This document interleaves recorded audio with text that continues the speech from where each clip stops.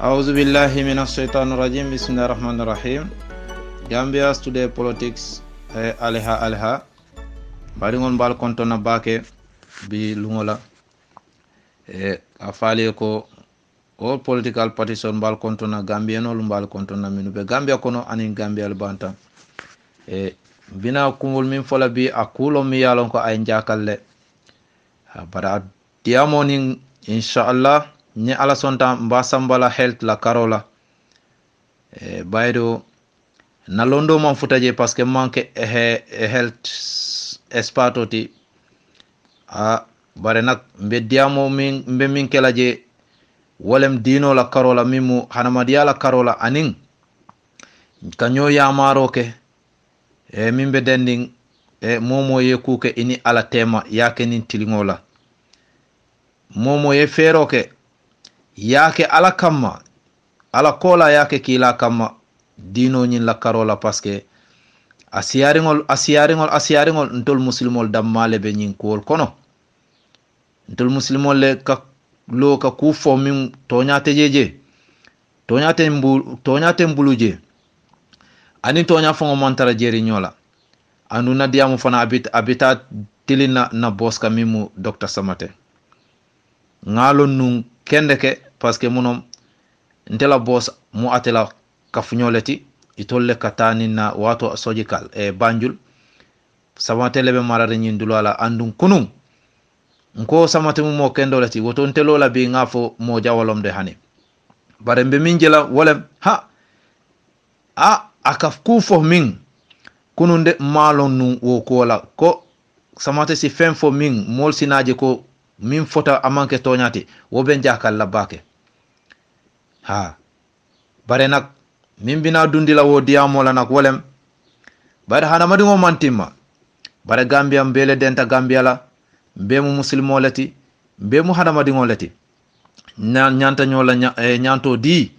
anin fanan kana son mo e kerindi kula wala mo e diamo ndi kula mi yalon ko iteni kabrode ini ala tema idamale be tarlaje atete tarlaje woto kunun teta fola Samate betiyata bi ngana fuko amam betiya bare bayri o kunun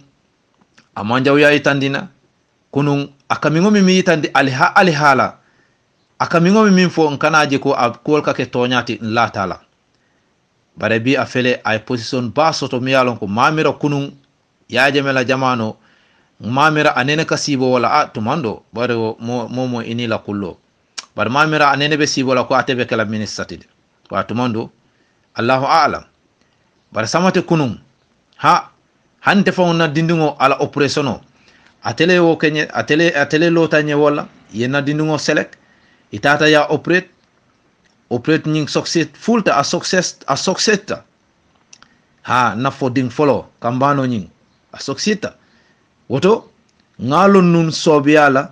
anunda mantende mo jamale kala sobia fonu andunte wo ngawo sedia parce que antela boss ala terilom itolle kaboy kawuli ngonun alha benun public health laboratories so bi na diamo abina dunna karo min na wolem health workers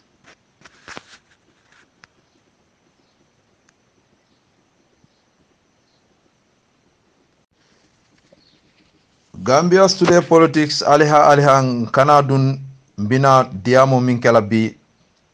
ngo bi diamo yamaro lo mi yalon ko mba fola ala kamma hanamadiya kamma dino kamma pour ko dino wala muslimiya wala hanamadi ngo momo nyantolom pour ye yamaro ke ku kwendola nganyo fatandi ku jawol ma woto mina wo ko lekela nganna kumo mbatu ngamuru na kumo lanko health la site manke labs technician oti manke scientist oti manke fana health worker mi yalon ko alondo be na mimu like nyin kafo health expatol manke oti bare yamaro nak nsuo keno memin kala wolem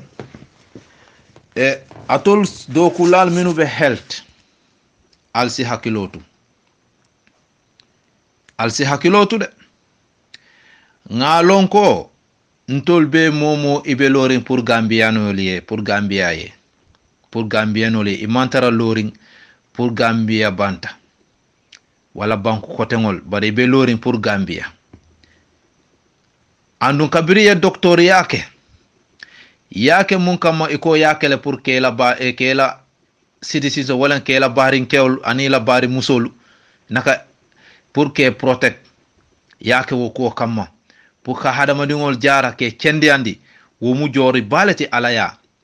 ni yake anyama bare ma karang alondoni e ma karang e ma nyini pour kam gambianol tora alsi wolon follow at the first place natara ite ko ite mu docteur lati imalo munom doctoriate bot ngamira de doctoria ya karane pour que la kam la life safe but not kam la life destroy ngamira wode wala non ko bina diamula le parce que nka moy num ko vaccination be kala ko thanks god nte koronto la ka diamu de bara fana mbatu nganna ngamuru nganna dat konton na dat mi yalon ko honorable sehu chamba konto na bake my dat lom molo mi yalon ko alhamdulillah modol mi yalon ko aka lo bake ka tonya fasa mba konto na woto batu ngana muru nan ko te ngatenten mbe ko min fola pour gambienol mum be ci hakkiloto parce que nyin ko nyin tiñalo min bita kan ndita fola adama baro folo de ndita fola adama baro mbe adama baro jenkendi la folo doron ngana dum parce que fengo feng ado kula le beje dula place wala makano makan ay molle soto min be lori wo dulalla ye do kula le soto min be lori wo bundalla ani wo dulal dinkralla woto mbe diamo kela dandalaro mba sambala wol mol minu be opposition la ye la lo dulal long ye fang long anu ibedami ya long mine tol sindije ye wolong ikana nyina wala de doctor ite ilota iko kam molla life safe as far as ite mu health expert lom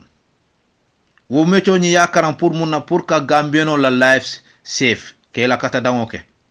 ke safe ima ke pour ke mentora as a doctor no solo mo ite yalong any position on la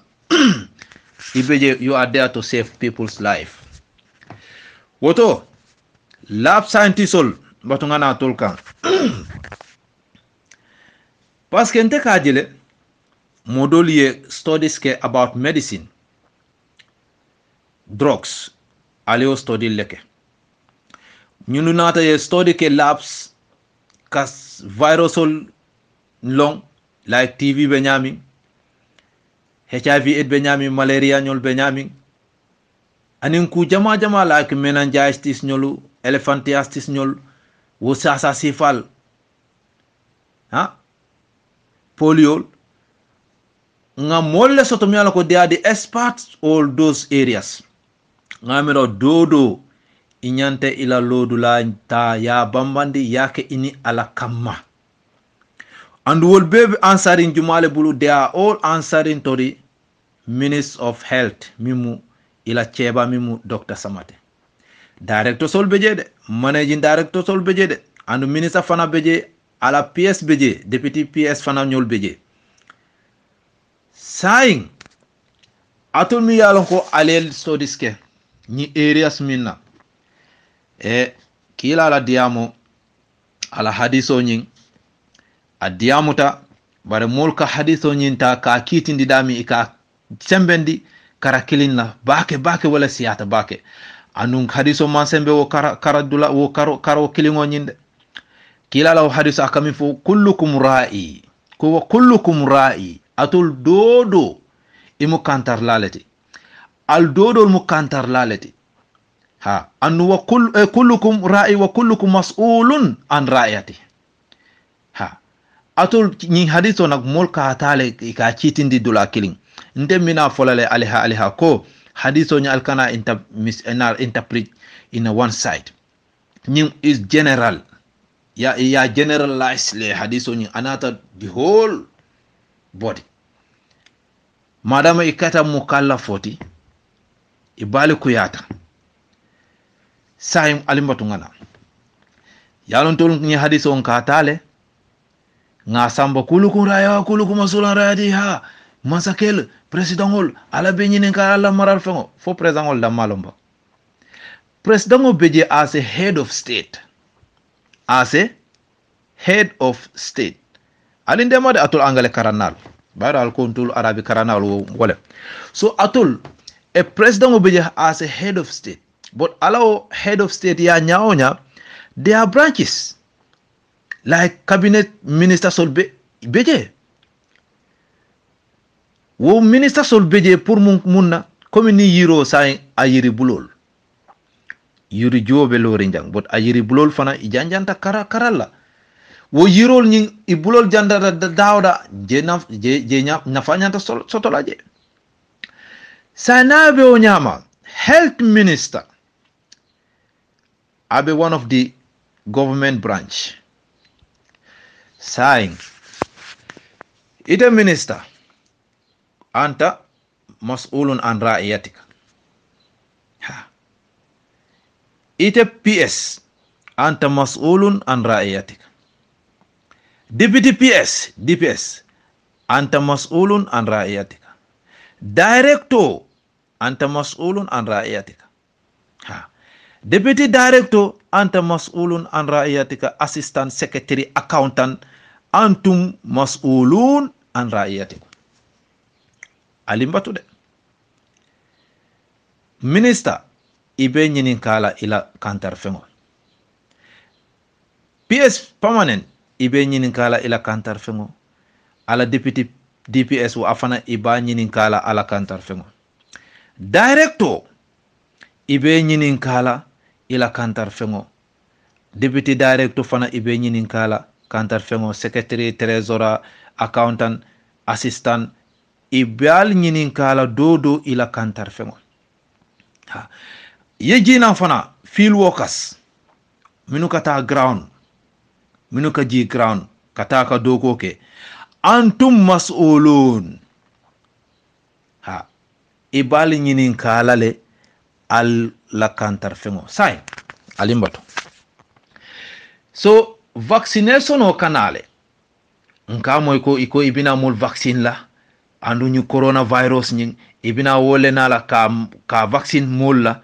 andu bina min fola wala ñi sista ñi hadi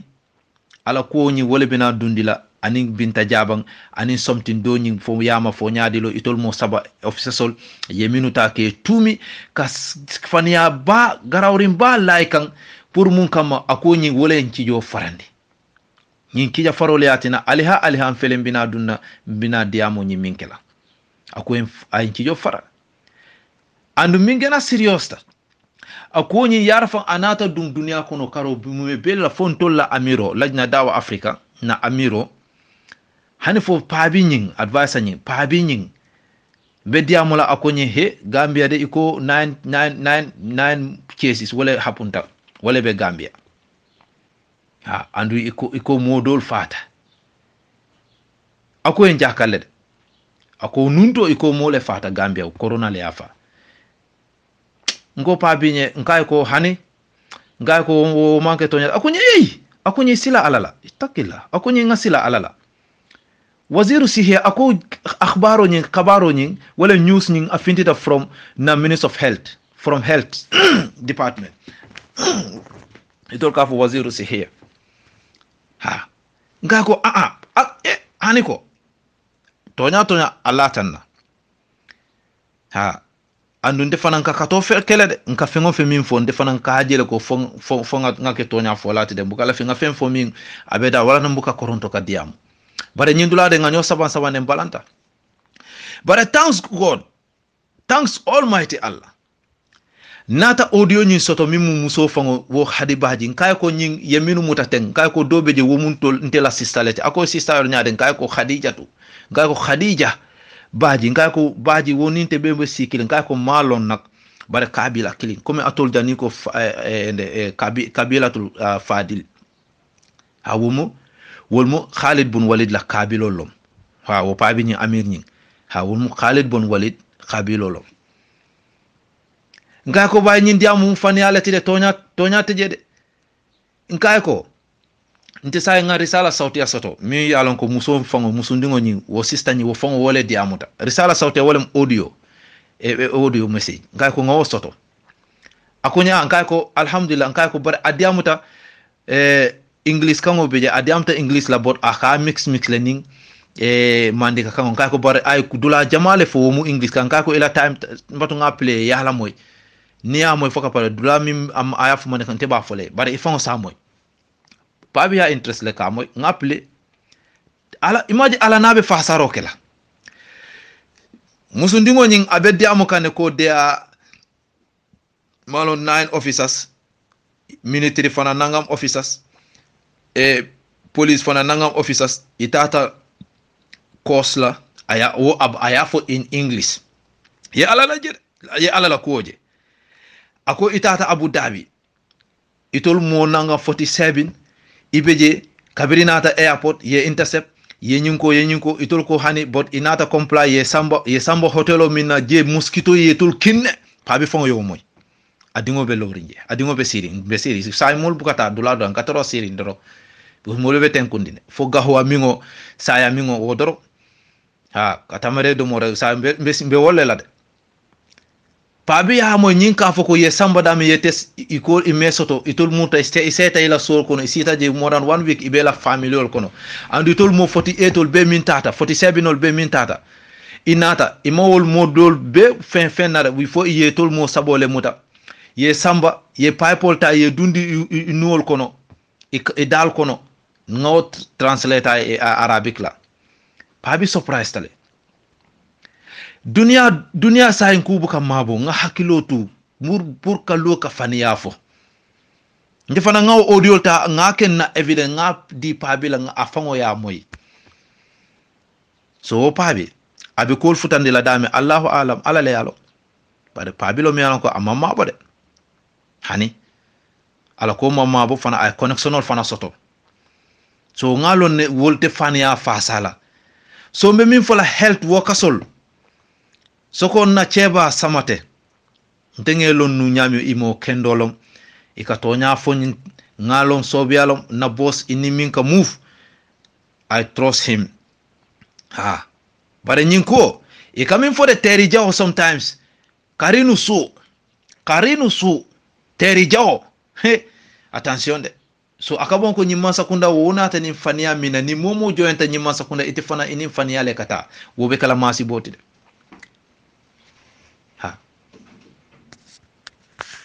ngai tandi pabi a commence to pabi fango yala moy fo diamo banta a surprise ta anu kabirin be wo diamo la pabi diamo da pabi lafton so solan ka pabi wallah ngai ko wallahi kamin fo e walam tonyati andu arabo ni kalta e doron sa akajele ko be tonyale la andu ibuka iman long fana because ko ngamin fo nte ka trailen ka fengo fe min fo wo ka ke tonyati nka tula walla ha kabirin kai ko wallah mbe min foka walem tonyati faniyalom nga ko nyilla diamo moy kabiri almo a surprise tele nga ko yemo follow min ko min bota Asia jam min fata iko atata markas afata je daaw atata daaw wala atata dino la kidimando afata nga ko mu faniyaleti nga ko je minu be jen terolom te faniwol ka fintinum 3 days wala khuruj ma nu sama khuruj e kamen fo khuruj ndol gambe ko ni wol tata pour que la kol jibe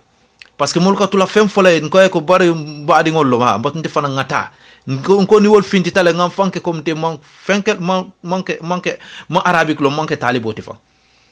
ngam fanke tuba ko talibolti ni wol tata kay ko ngaku jamaleje nga ko wol molu nganyim mini ga ko nyin anata sasa adba sinya jama akata loptano la jame foundation loptano dole beje iko nu jame foundation former president o ala loptano ye mimbil ala masunda watola itata ji sinya jama ka test checking ke na ko ya stop but corona o manke favor sansate kabira banta iba samba ka loptano kabira anata ban silola itata ya kota ya dabal ka fania foko corona lo ga ko abe keka wala tina gambianol atul mimbe health service ni no solu doctor sol al hakilotu al kanason yaldundi fani yalla kila sallallahu alaihi wasallam kabiri ya nyini ka jongo si mistake o keno banka junubu ka kuke kanyinke ako ha asikeno jenol be anin ku dol ako ha asikeno de sunyaro fango ako ha sunyaro fana che muslimo sa keno mistakenly ha sake andu ku jawlo dino si kiti bare kabiri nata fo fani yadum sa kila fo muslimo nyanta fani afala akon Allahu akbar awulta akon no hani muslimo manyana fani afala fenjawba faniya kila ko ate bayla mu momo min ka faniya fo ha ate bayla mu fo ye safero ke ila flago la kare mu faniya la ba lakira ini ni wolbe wullale faniya la ba ko munebe jarle ite kalo moka kala fila ke dundi faniya la fana yelo ye faniya fo so ali alaji ay kuro ke nyami gamenole ali ajele sa nyi masakunda kabiri inata folodula ini faniya le nata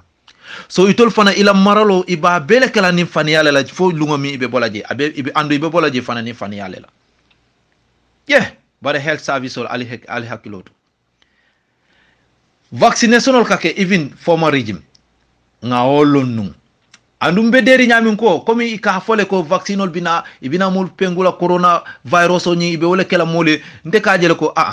nyinte keno parce que ntol nga lab espatol soto mi yalon ko eni boro nanata gambe itol ba talale ya jibe ay contents mi soto chamikalo mimbeje ay mimbeje for something mi yalon ko abe mol protect la wala something mi yalon ko amambetia ngay ko na lab sol beje lab espatol beje mi yalon ko they did study for medicine drugs aning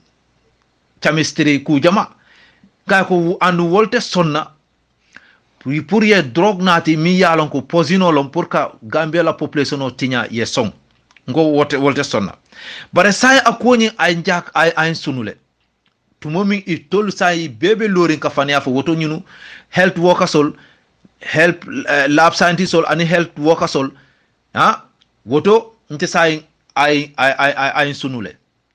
ansi cija farolo mi yalon ko cija farolo mi yalon ko na cijobe farakanne kaje ko ñun these people they are capable to anything because of kodo tumoming ifele ye tumiro la minula wol fango fintita na kene bato ko faniyalon toñante andu akoyta moli andu wolem toñati mom mimbe toñala na di amrete ka lonne mimbe faniyala na di amrete ka lonne parce que ila alla faniya kabirin wo cewo min fata markas kabir ay faniya fo tol nga investigation ol ke nga contact sol ke wol yemin fo wolem toñate atol ali faniya leke alnato ko change kotoke badi ngol muno moti sa almaji health ye faniya min fo funte fele ngayi tandi jang imaji alaka operation o ke nyami aliha manke fenti manke tus baram fele nga ko nyi nga keso nga koyndi minu jang molla jang mi yalon ko wol fana ala le yalon ko be futala dami bare sa faniya fenta de to momin paabi nte ma nyini ka telephone he Gambia fana na tis fenko wole be soto dinje wolem nan case wole soto taje mi yalon ko wol ye mantoro soto bay nyin coronavirus jarasim ko ngay ko paabi la hada laysa sahih hada yakzibun akonye ngay ko paabi nyinu be faniya le la to akonye hani imagine parce que tol imamira masakunda silo like Minister of Health yelo ye nyim faniya fo watara toñanten wol mamira wo hada madingo si hani wala mbadingol what is this problem mune be problem ko mune be Gambia woto atol minu be wo do ko wala sande ay sile bare be dandalaro min kelalla aliyalo ne vaccination ol ka kenu Gambia before la even former regime bare abe min ka ke akanale akonyin ka kisi aka koyle wokola vaccination ol yenake bare sayin abe nyamin aman koy tumo min say atul ali faniyale yitandi moliye health workers say Allah ko man koy ntewo ay ci jo farale atul alsi hanino fengo yena aliyata alikodota alte ko nyin investigate la aliya tesla ka samba lab ka jibe nyin mimbeje mum fennom abina mune wulula ficho anin fo fenno mimbe Gambia non nafalale atol la ko sante o ay njakalle tumomin ali wandi dingota hadi baji ali modol samba fo binta jabang bang anin jumalo fo yama fo sibobang fo mariama nyinata woto nyin parce que nganyi minto ngwale moy bake even baytulay na barindingo ala audio nga moy wo be diamo kanje anu nga find out ke fo ñinu la audio fana nata soto ñing diam taminna anu Gambia sa ako mamabo amamabo handi fo janga appelé anu fana ngayi tandi paabi minna sa ko ñi tumite je amanke excuse kuti evidence scenario ngolo anu asita pour ngoli diamo health workers all as careful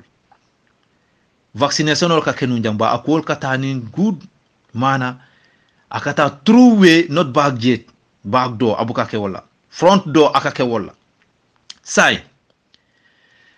men jakali ali along former regime vaccination ka ke nyim polio vaccination akakele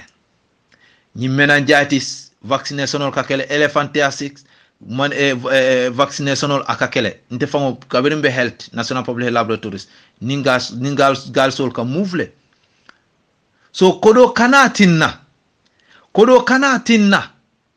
aliyeta aliyalla badingol mantora from minister director managing director sol al careful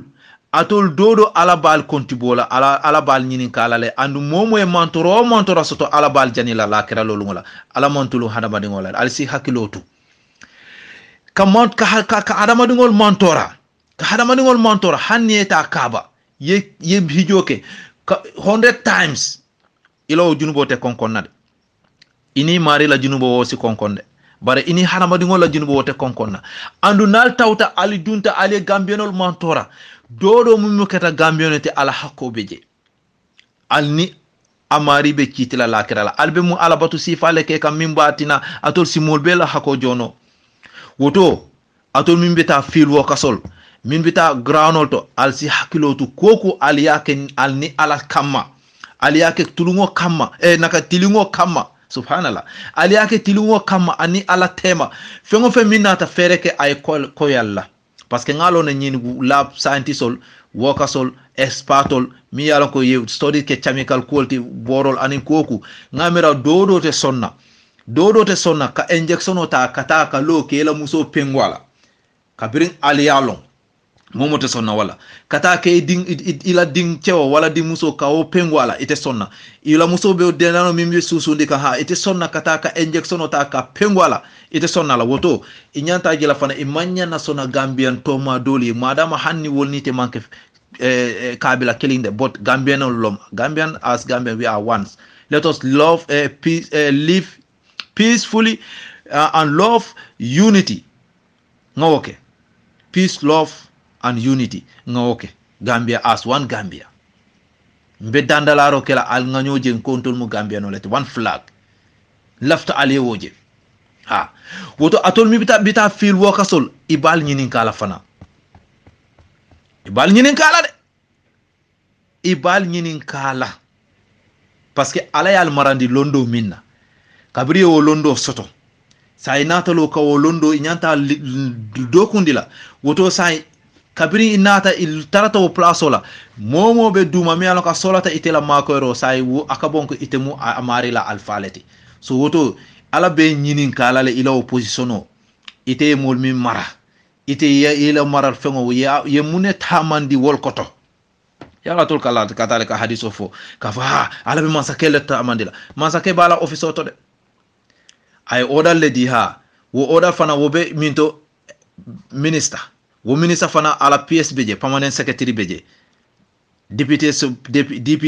naka DPS fana beje director beje managing director fana beje ali careful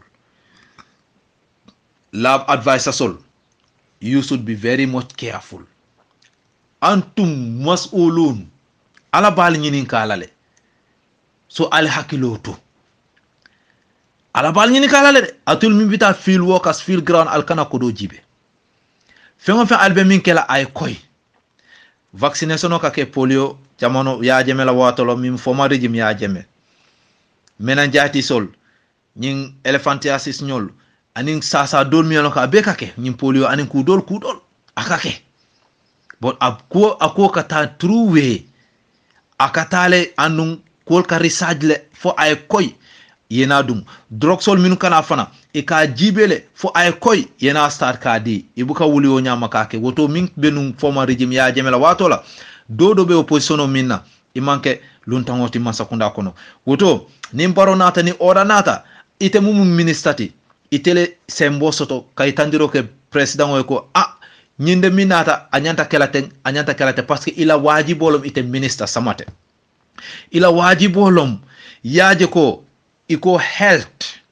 ka molu kende yandi ka mol safe ka save people's life woto president oni fengo fen nata ite de inyanta lola le kaje ko hani nyanta kelaten na e bondi wo place la ite ni alabe dialale ini alabe dialale de ini mo kendol be dialale ala si protect ala si na place di la min wo place be gena garawla ka kendia ibe ni place minna foy ma long bang ite samate e ma long bang hekatu de na cebalom ngamira ni lote teng iba fala nadindi ibe nyaadi amane sari wala bare ngelo nu mo kendolum de ngelo nu mo kendo ngelo nu wala wallahi woto e kana son nyimimbe tama kan feel ground kono onda yo leadership fere ke yeku ke auto take a strong step if any information o min dila find out ay koyla akoyta minna ite wo news di e kana news di min just ye report nati ka dila so you are a minister you fin ye lonang yena ye speech di kana son wala without confirmation without kana ka confirm e kana son wala nte amandi anye andum ngo dino la karola yalo ngalo ne ikanyi mi fo corona vaccination nin tonyalom abina kala Gambia atol dodo te sonna yela family pengwala dodo te sonna ngawolonne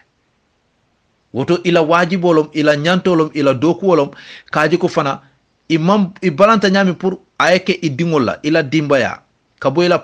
ifama ibari muso ibari ncho itela familo kabiri ite sonna akwe hapun ito woto inyanta jela wala nyama ite sonna hani sise mimbe Gambia fatoto koma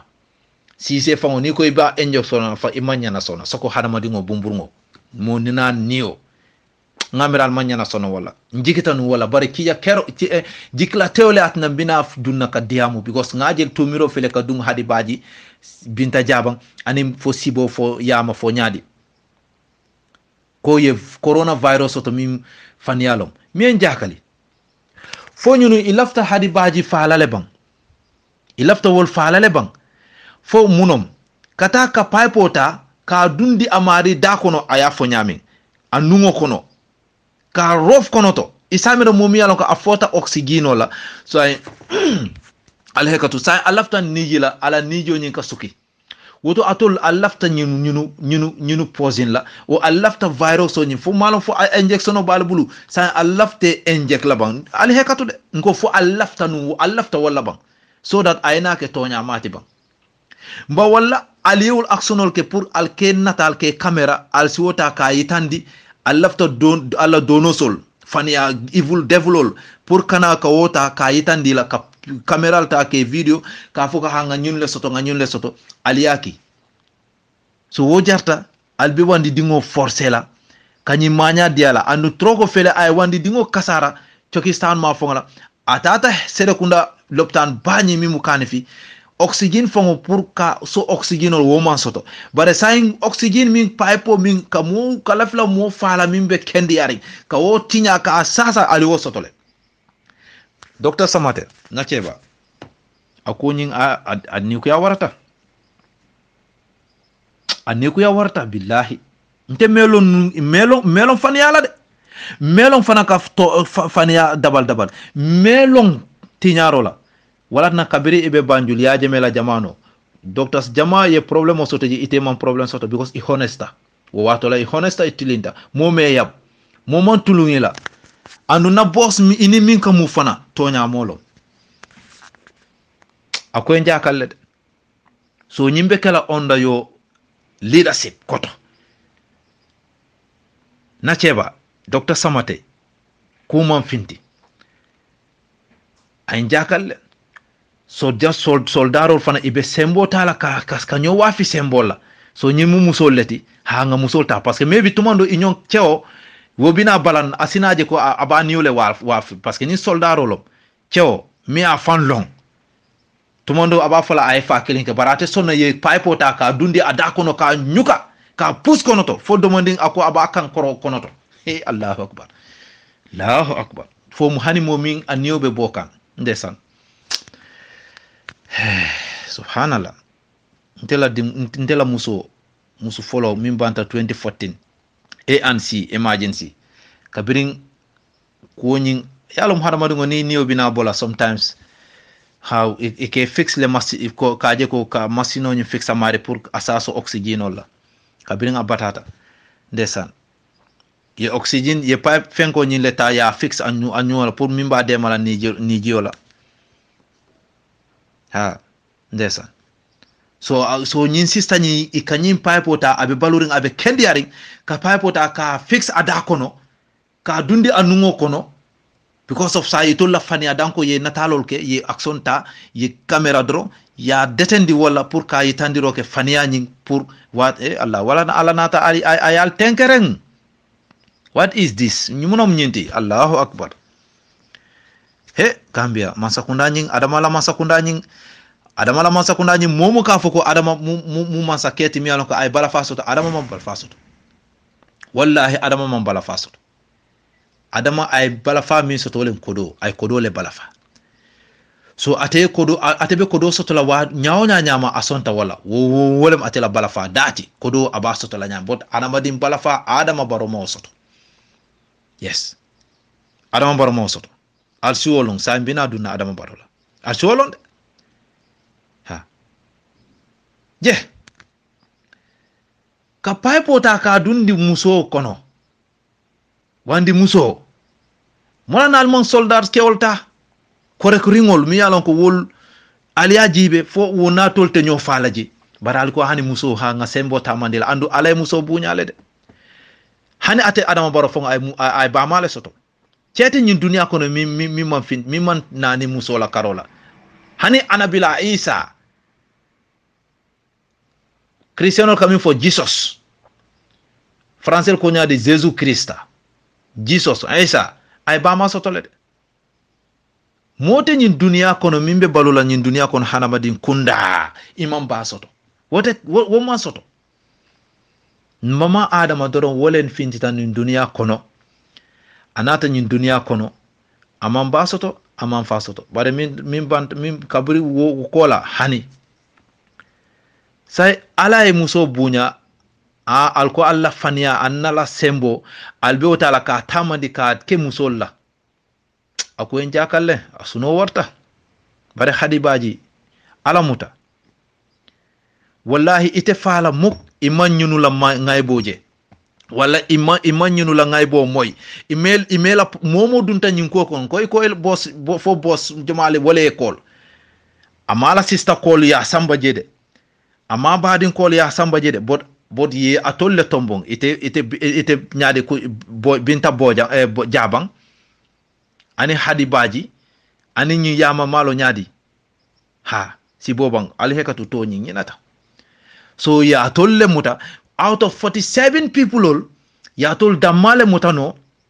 kanyin kalabante amanya tamandal kan ye sembo tamandal kan kuriya kamma bala fa baliya kamma Allahu akbar from adama baro up to down wallahi ning ñunu la ngaybo alamanna sembo tamandi ñunu kan woto mbadi ngol al salon ko woto alaman soto subhanallah astaghfirullah alaman kana o fofan alama ala kana nanyin kumo alama ala en bala fanna nanyin kumola ha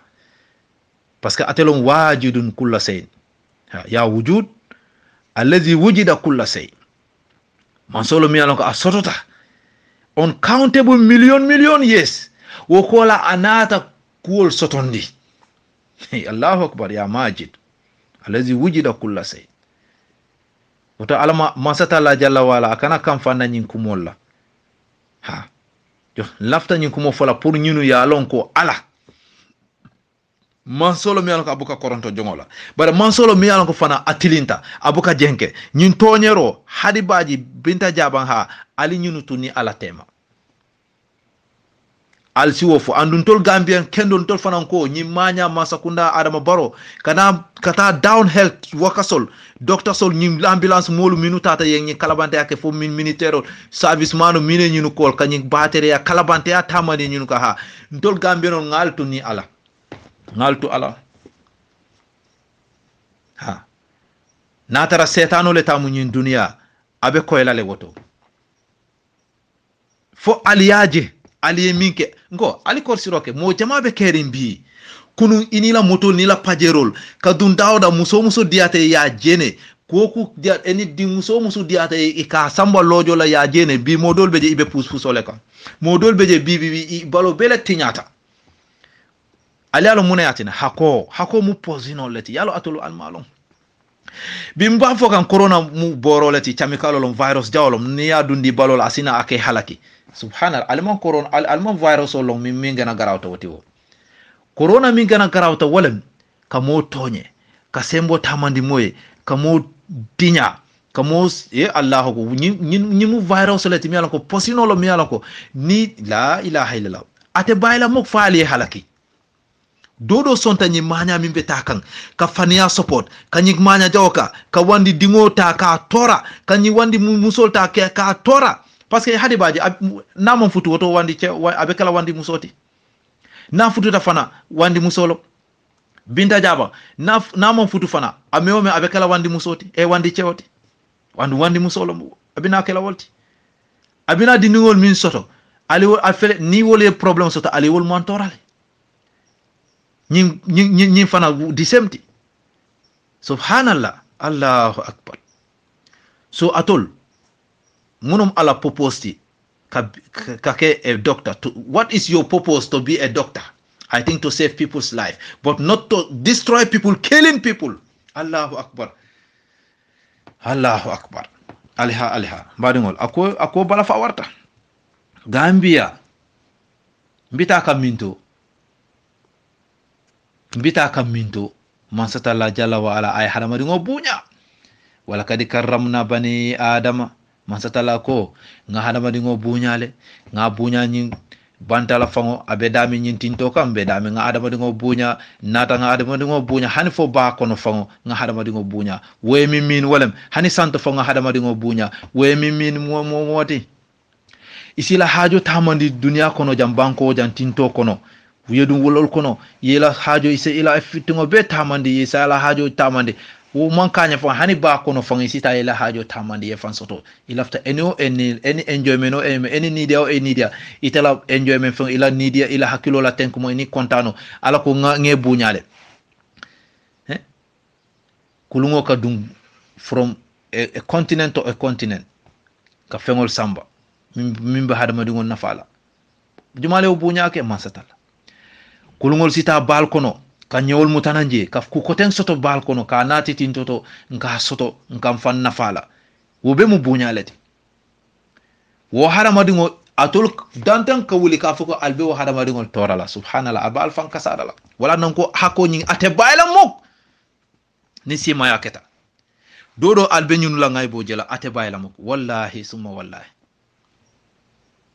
albe surprise la lefan almalon hako wumu posinolom momo ka mom mantora ka tajirinte yake moye ka kalabante yake moye ma fo ka mol min tumi de ko kare munyete comme min siata tumiro ale min ke yaaya jemela adam barola masakunda sokol ko ale sona ale mol torale nyim fango tal watila atul ko ale son masakunda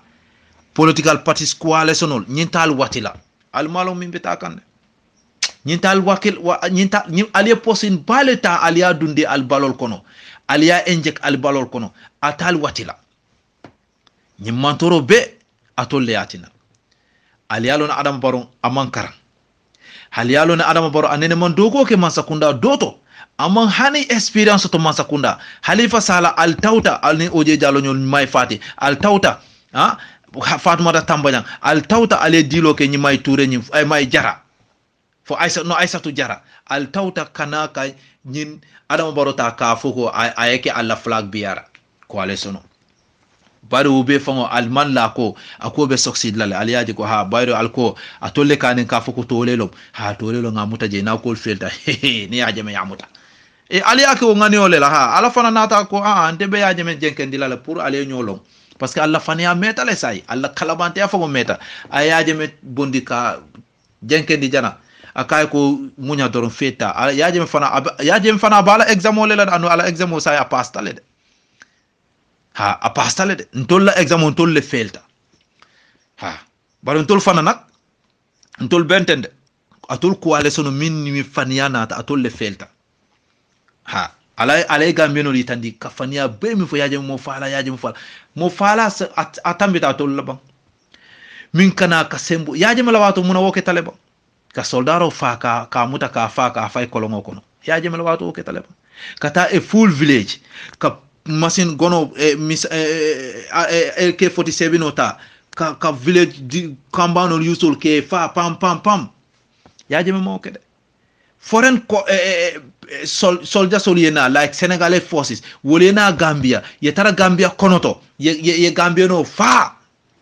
soldarol Senegalese forces abeketa atol la nyima sakunda coalition masakunda so atol albe mun fola yaji ma hani wo nyawnya ali mamalu ali buka malu alko alkatiar TRRT le findi yaji ma ay mon lefa and wo kono minu ye faro ke wolna talo ko handol nga faro ke with our command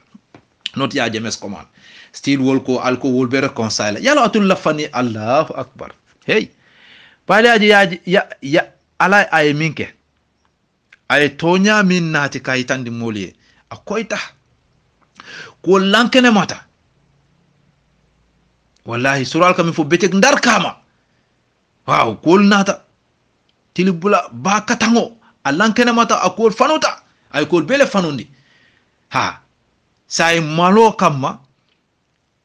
minu yalan ko fani koyo wole bela nyinu mi yalan ko fanu fingole bela malo kamma say ikatula nyo nenna ikatula nyo ba nenna katula nyo tenkerela ka adama baro fango nen ka banen ka foko tole masolum makati bay maso mi man fokol no say ko bebe fokane to ali alon tole lo munana ali atisele ka ke president oti atol lom toleti ko ate manke toleti de you people atol mi hadama baro arsele ka terminal atol lom toleti al kanate ba manen de hani nte je fanante sonade ni mol ka foko adama baro abama nte sonna wala de nte bajele wo abama barkatale de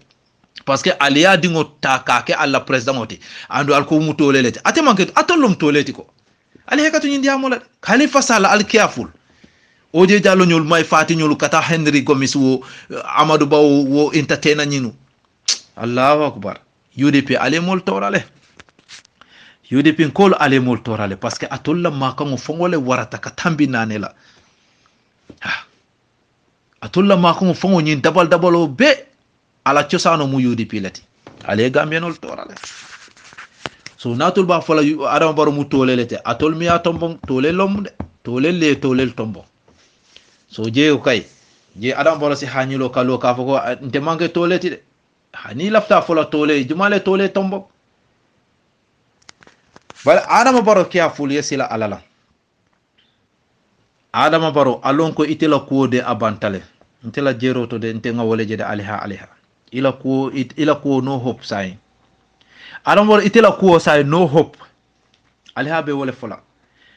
isi careful nak ikan janding ila ko be bana ikana song ye fam commit fenna mi yalon ko na luate protect nola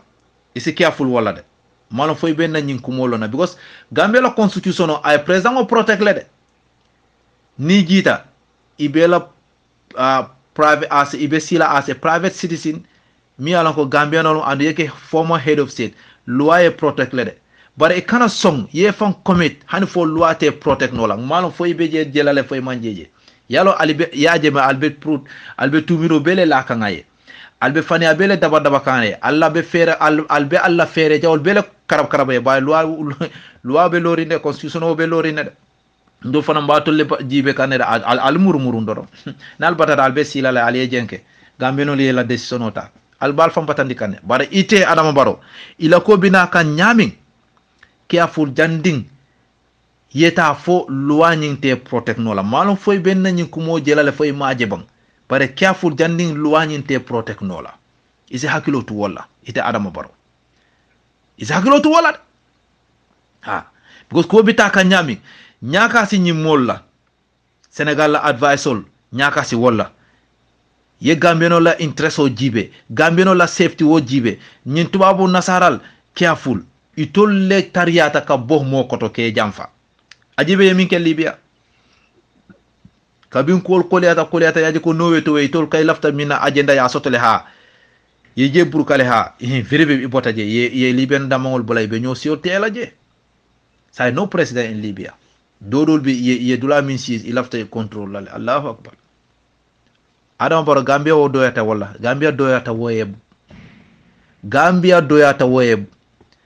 ni cahanta fo ko nata nyami Adama Barrow careful e kana son fani fo luwani minyante protect la ay tinya e bulu careful nga bay sankare la diamo moyde akwate man sila mayla tu akwate man sila mayla tu de so ite mutole man salati akwate man sila mayla tu al hekatu nyin kumola de Adama Barrow, you should be very much careful. Health or service all. Al careful. Fengo fembina la mu vaccine quality al make so alia long. Mu bori sifati. Drug sol min bina alba distribute la loptanol to al fere ka alia confirm alia check. Alla nyantolom ka long ko nyim boro betiatale nyim boro man betia ka long nyim boro nyim lab scientistol expertol al fere ka ko alia find out. Food program all department be lori mi alon ko put food ka ko check alla nyantolom pour kalo nyi food nyi monom alnafati fo abetiata pour gamenol ya domo manol minu kana nga food fen ko soto because ibenu kairaba avenue ila office benu wolto bitum say malom alla nyantolom antum fana mas'ulun an ra'ayatikum ibal nyini kala fana alla marat fengo woto fengo fe mimbina mimu domoro alea check follow lapsol alia check fo ñi produce ñi domoro ñi halali ata pour mol ya domo chemical teje mimbe mol mantorala alla do ko al kana ko do jibe ni wonte alla halakolum ala bal halakila ni mo kilimant hani sise fa nayo mano domo anata mantora ala bal halakila wallahi al hakilo to soko moch mo hadama dingo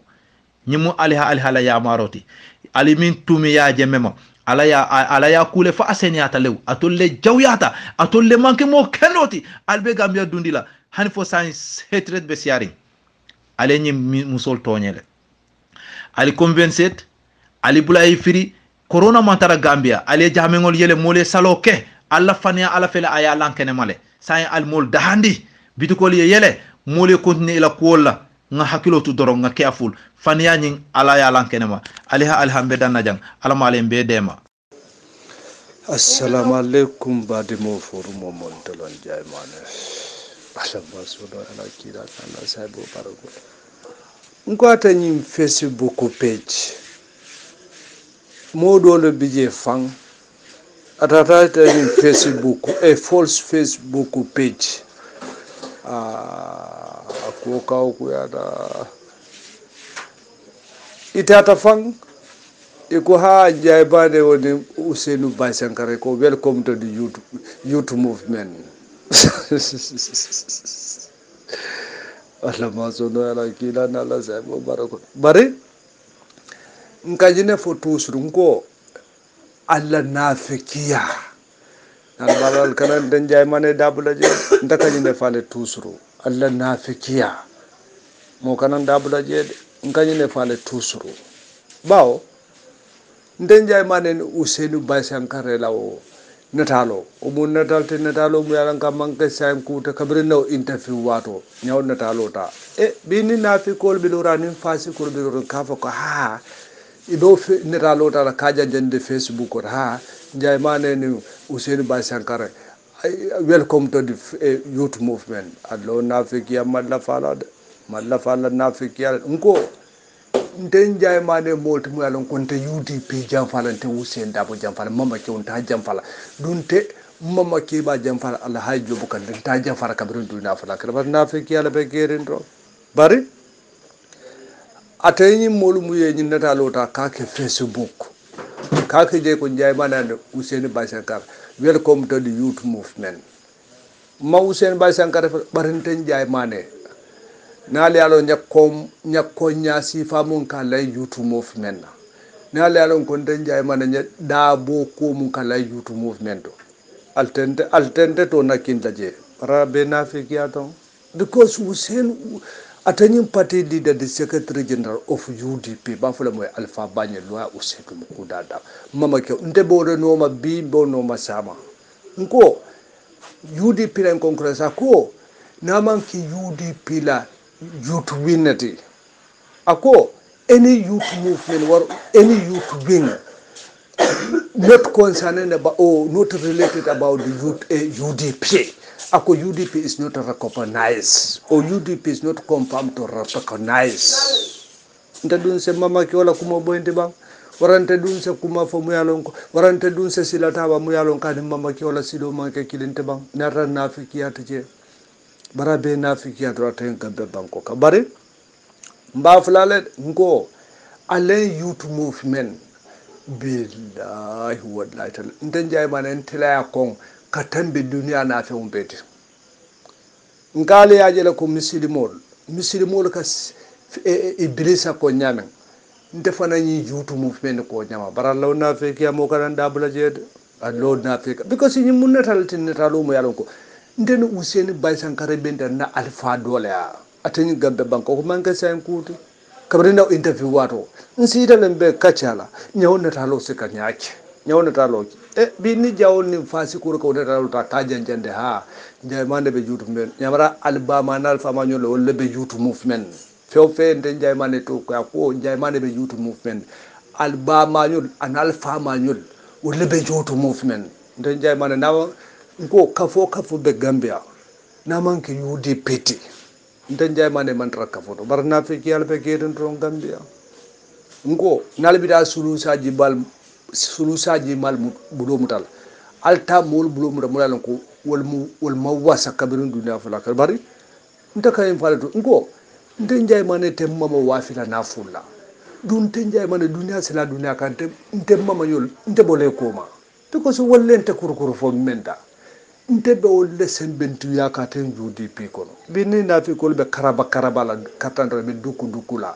na fi kiyaman tambala Gambia bari albe korranten jayman allahin kafo ni nale alon ten jayman e ko mun ka len kafo la billahi wallahi tallahi alta hanin te fawto fala je fam bar na fi kiyal be kerin to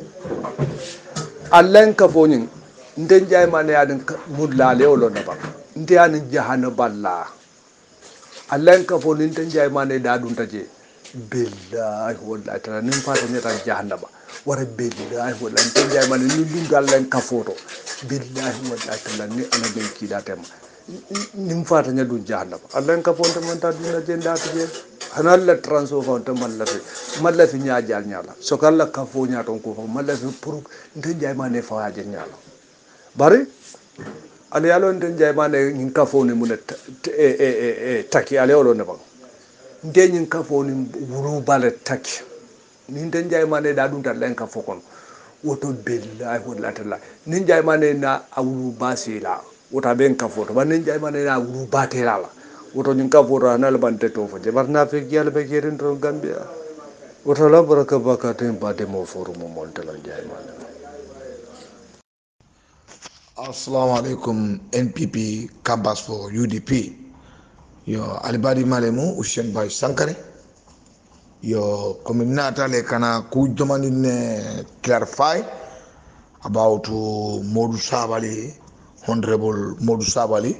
former Secretary General of the Gambia, Republic of the Gambia. Yo nde mu nyama bende kol kan nka kumo be moyi ko haye Modou Sabally ya dahandi do ko lale ko ya ban banko nyinkane ko amanyina do ko kala je fo faw ndede ni o keta aketa ndebulu jakal kuti aketa mbulu kijo fara kuti bo insafo ko o mu politiko la tarambulo lati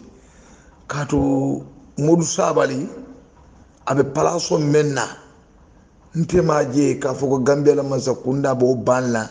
ka foka amanyina do ko kala Gambia kono chaw dunia kono pew Gambia kono kaw fo faw ndene molo kurun kolo mu ni modo be kacakan awo kuma fonte ko ha iko Modou Sabally te do ko keno la Gambia ko rek fo ila yomi dini ndawo be keno la nyaari le